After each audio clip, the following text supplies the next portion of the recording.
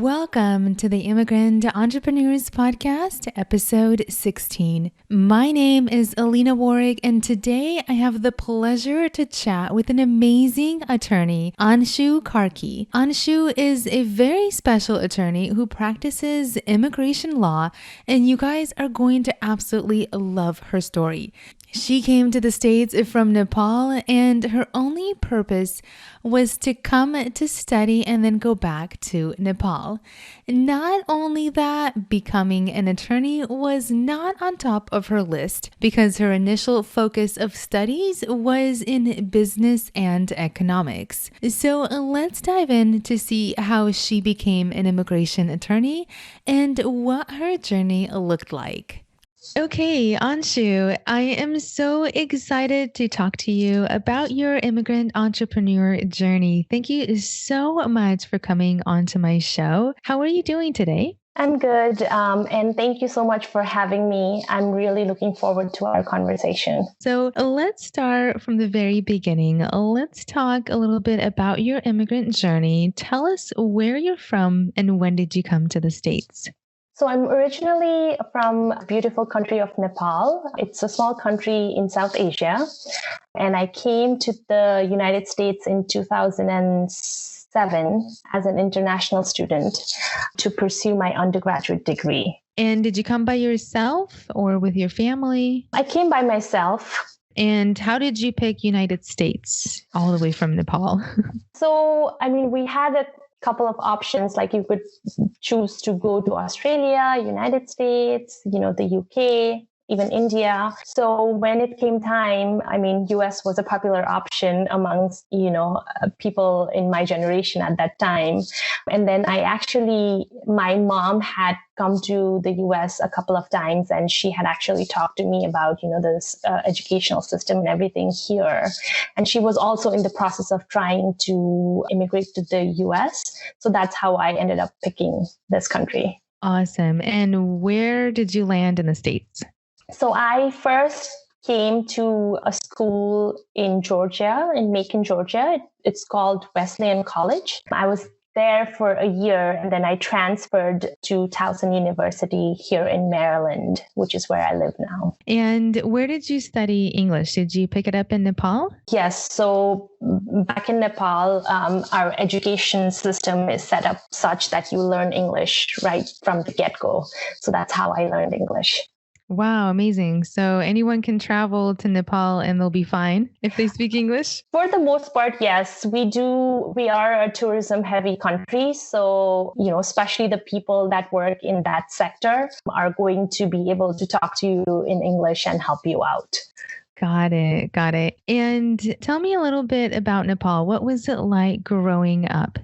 So I have very fond memories of growing up in Nepal. I had a fairly normal childhood. I was raised by a single mom and always had a lot of love and support from my family, always had really good, close-knit group of friends. So one thing that my mom always did, or she made sure, was that I always got the best education, despite how financially hard it was for her. So I always ended up in schools and among peers who were, definitely more stable financially. And I was always aware of that and grounded in that.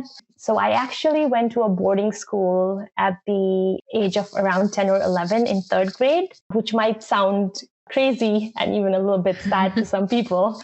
But for me, it was great because I am an only child. So I got to experience growing up with so many other kids in a big old happy family, so to speak. So overall, I think I had a very good childhood. Awesome. And how old were you when you came to the States? I was 18. 18. So you were really immersed in Nepal. And as a young woman coming to the States, that was probably a big culture shock for you. It was. When I first came, there was, the usual challenges of adjusting to the culture, to the food.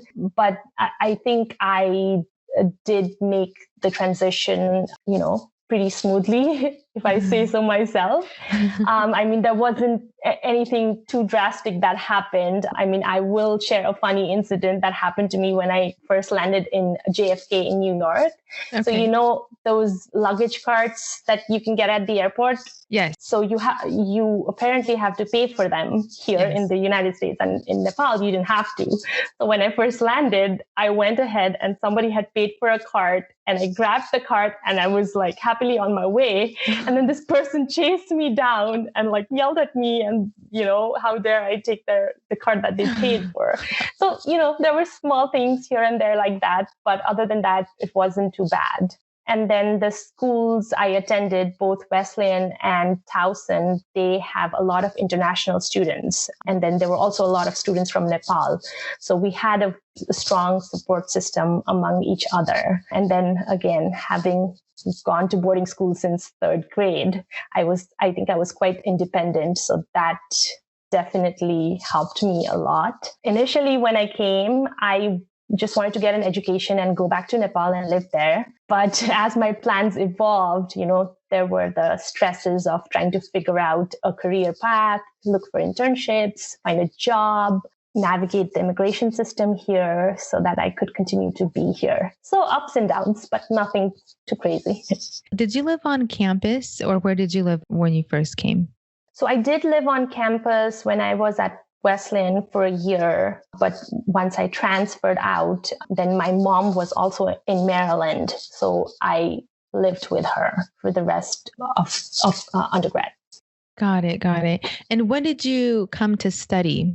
So I came to study, well, it changed a couple of times. Okay. I knew I wanted to study business. So I finally ended up doing a degree in business and economics. Awesome. Were you raised in an entrepreneurial family? Did your parents give you any advice regarding entrepreneurship?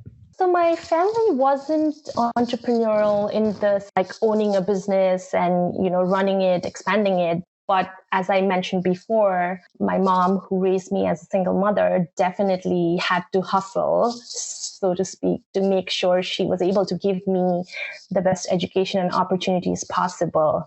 I mean, I can only imagine what it was like trying to, you know, raise a child all by yourself as a divorced woman in a patriarchal society like Nepal. So I definitely noticed her hustle, and I think that is definitely something that stuck with me and has motivated me in my entrepreneurial journey. I love it. We can learn so much just by watching our parents and how they have instilled their business morals and their ethics into us. So that's amazing. That's so powerful. Before you tell our listeners about your company, tell me about the path you took. Did you try to go into any other fields before starting your business? So starting a business in my field is actually not possible unless you gain a certain level of education and expertise. Oh. So I didn't go anywhere else, so to speak. I was focused on this field and, you know, I educated myself, got whatever licenses I needed. So the path I took was getting an education, getting my license, working for some other people for a few years, you know, mastering the tricks of the trade, and then opening up my own practice. Awesome. So you started with your education where you said business economics? Yes. And then how did you land into a law firm? Yeah, so that's actually a very interesting. I had never thought ever that I would go to law school and be a lawyer, but it was actually during the junior year of undergrad. I sort of stumbled on an internship at a law firm, and that's how I got introduced to this field. And once I started working, I realized I loved it. And that's when I kind of switched my focus and decided to go to law school. And before that, my plan was to either get a PhD in economics or go to business school. But after that experience, I then switched over to, law. Awesome. Quite drastic. Yep. Because I know you have to read tons of books and tons of papers. So I give you kudos for that.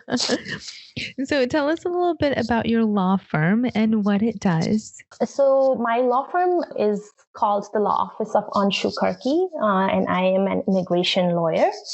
So I feel like life has come full circle from me coming here as an immigrant, as an international student, to now having my own firm where I help and empower individuals all over the United States to get legal status. And then I also help businesses who want to hire and retain foreign workers. Awesome. So let me ask you this then. How long does it normally take for the immigration process, say from beginning to end, and to have someone gain their citizenship? So the answer in a very lawyerly way is that it depends. It's not going to be the same timeline for everybody. There are some cases that are going to be completed in a year and some that can go on for, a few years. So it can vary from, a few months to a year to 3-4 years. Got it. So if someone listening to you and they're struggling in their immigration process, is that something that they can contact you for assistance, or do you mainly just take like the problems and the issues that arise through the immigration process? If someone listening is an immigrant or has questions about the immigration status, they can contact me and I am able to work with them and help them. I help people in all different stages. So from someone who's maybe outside the country thinking about coming in and wants to get their homework done, from the get-go. So from that person to someone who maybe already has some history with immigration and is going through some immigration problems. So I can help the whole range of people. So that's amazing. And I know all the immigrants listening to my podcast are really going to be interested in contacting you. So I love it. How long did it take you to get your paperwork done and your citizenship done? I'm actually in the process of getting my citizenship, Nice. and it'll hopefully be done in the next few months. Awesome. But and before that, I have been a permanent resident for 5 years. So, it's pretty much taken me my whole entire time that I have been in the US, because if you think about it, that's where, when I first came, that's where my immigrant journey started. Mm-hmm. And finally, I'm close to the end of finally being able to get my citizenship. Yeah. So awesome. You can see it's a long process, even if, you're just following the steps. Mm-hmm. Yeah, I hear that all the time. And sometimes it takes like 10 years, if not more, for some cases, for some people.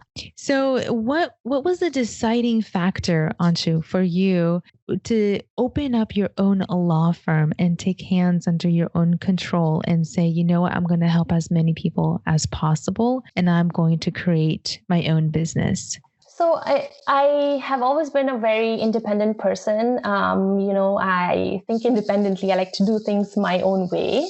So luckily I am in a profession where I can take my training and transition that into a business. So, I always knew this is what I wanted to do. And after, taking all the necessary steps, like going to school, getting my license and everything together, I felt I was ready. And, a lot of my clients actually inspire me because, I meet immigrants all the time who, have such limited resources, and they have converted those limited resources into, successful businesses by, going to Home Depot and buying a lawnmower. Mm-hmm. So that definitely pushed me more and motivated me to the point where I felt like I could do this on my own terms, help the kind of people I want to help and be successful. I love that. Thank you so much for sharing that. Anshu, how old were you when you started your business? So I recently started my business this year. Congratulations. Thank you.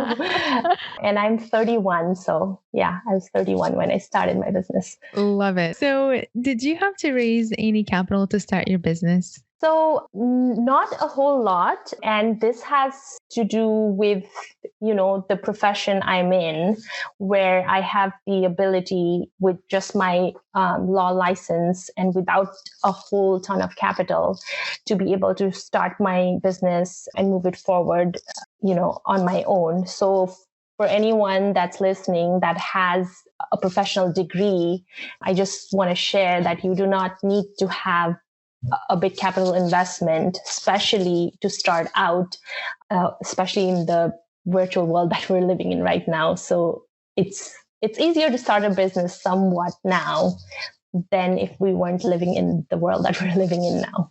Awesome. So you don't have a physical office space?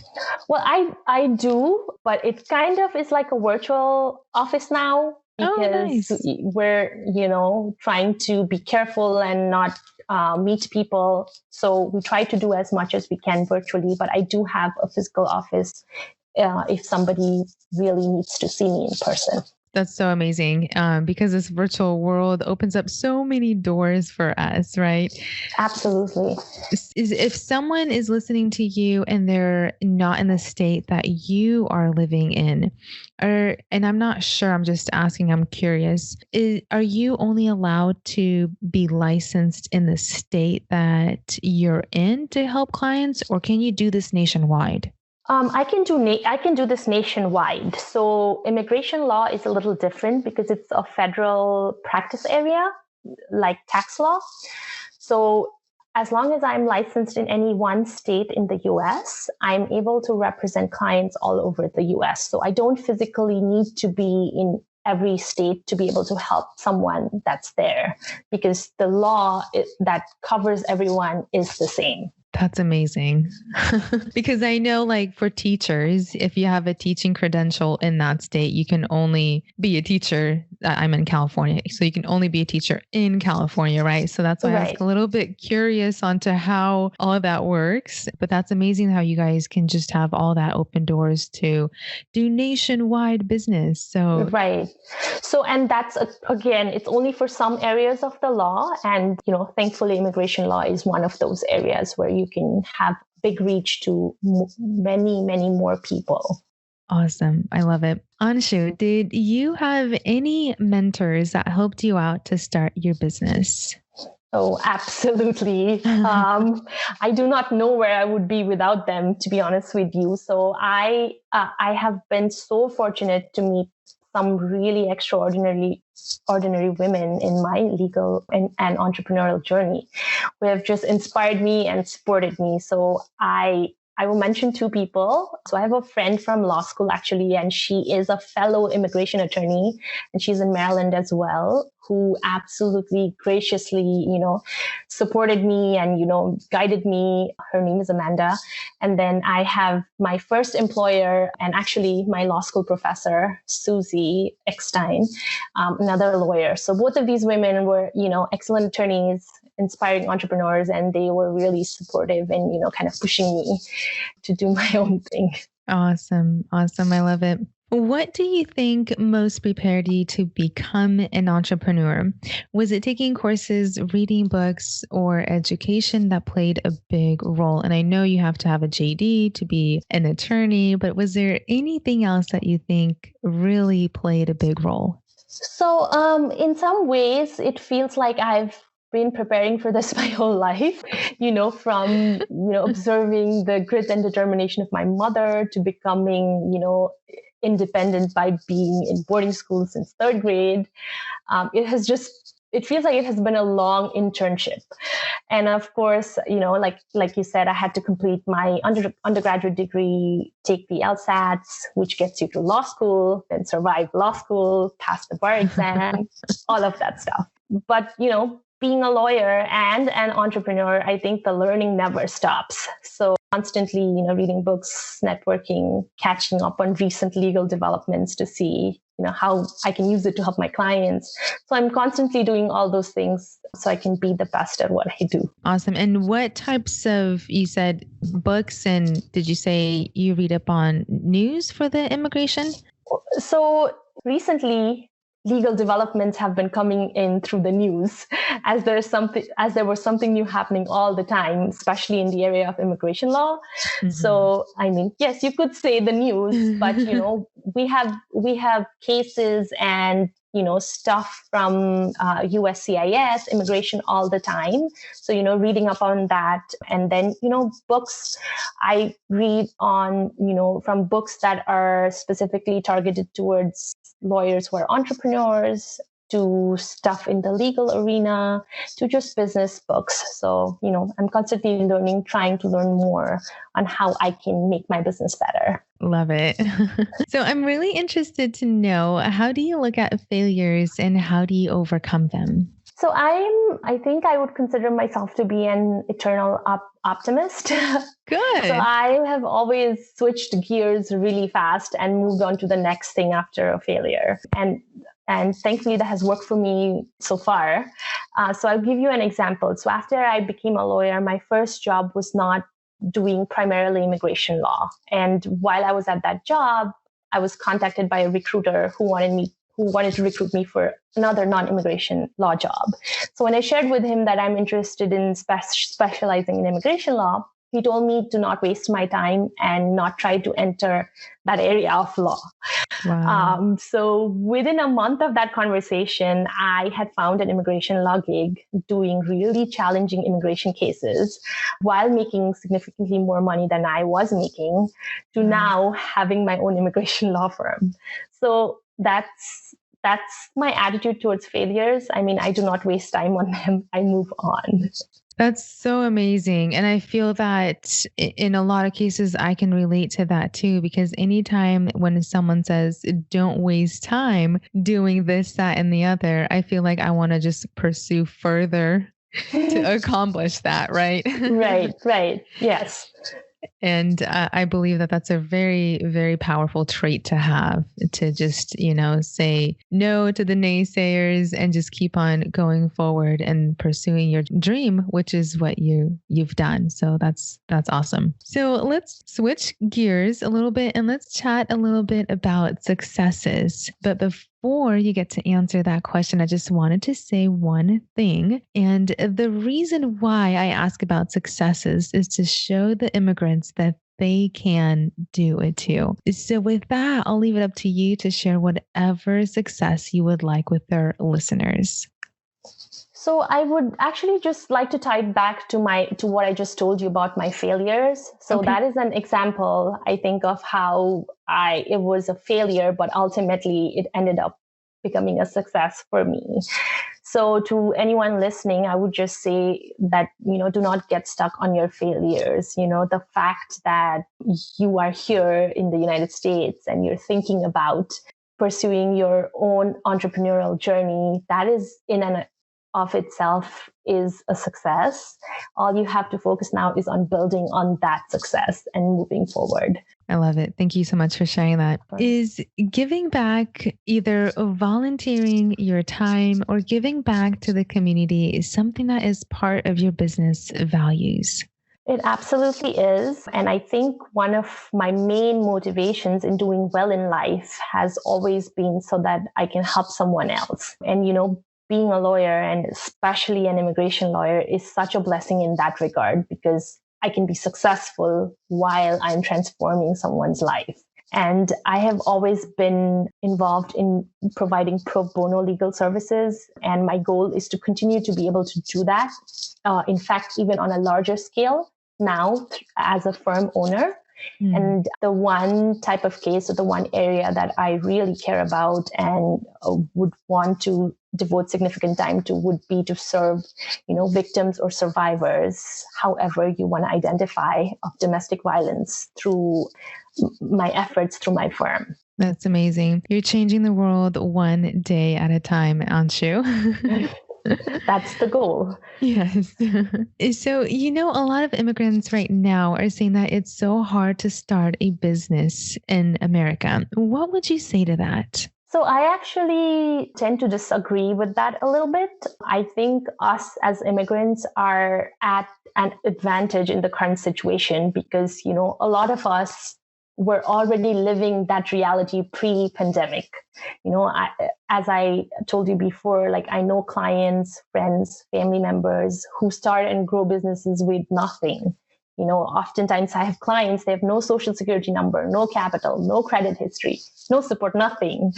And they're just moving along, trying to make it in America. So it's not just a pandemic thing. It's a reality of millions of immigrants in the country. But at the same time, if you look at how many immigrants start successful businesses in whatever scale that is, you know that we can make it through this. So if I have a client who has built a 6-figure business with a lawnmower from Home Depot, I think anyone else can at least try to do that. So I would say focus on what you want to do, have a plan and get started. And, there's going to be times when we're going to feel down, when we're not going to feel inspired. And I mean, I have those days too. So we just have to always go back to something that inspires us and, get our drive back and move forward.